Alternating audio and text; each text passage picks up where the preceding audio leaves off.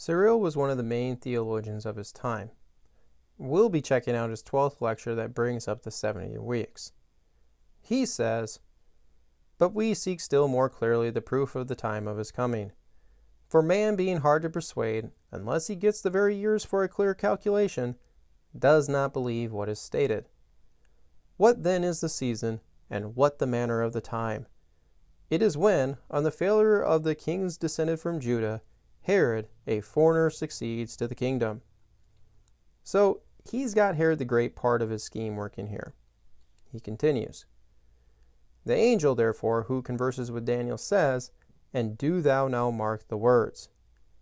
So Cyril then quotes 9:25, but he doesn't quote the very last clause about how the people rebuilding the temple will experience persecution and resistance. Why I point things out like this is that I think you're starting to catch on that if an author doesn't mention some part of a verse, is that it was likely intentionally done. So let's see if this omission was purposeful or not on the part of Cyril. He goes on. "Now 69 weeks of years contain 483 years. Gabriel said, therefore, that after the building of Jerusalem, 483 years having passed, and the rulers having failed, then cometh a certain king of another race, in whose time the Christ is to be born." Did you catch the impact on his earlier omission? By omitting the part about the rebuilders enduring hardship, that Cyril was then able to claim that the starting point happened after Jerusalem's reconstruction was completed. This also avoids the fact that the starting point is clearly connected to a commandment or decree that is issued to green light its rebuilding.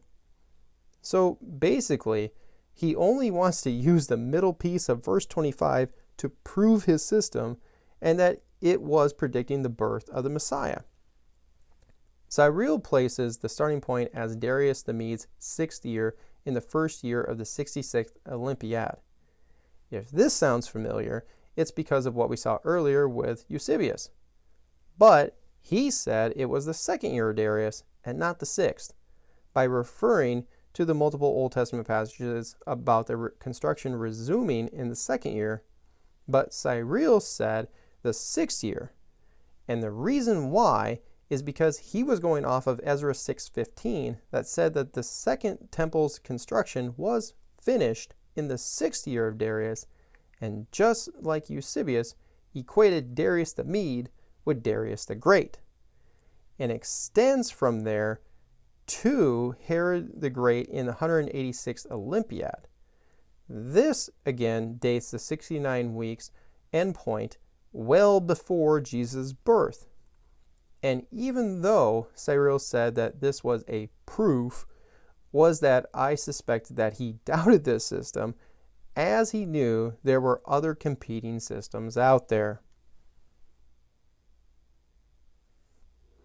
Reminder, hit the subscribe button below, turn on the notification bell, hit the like button, leave a comment, and don't forget to visit us at justscripture.org.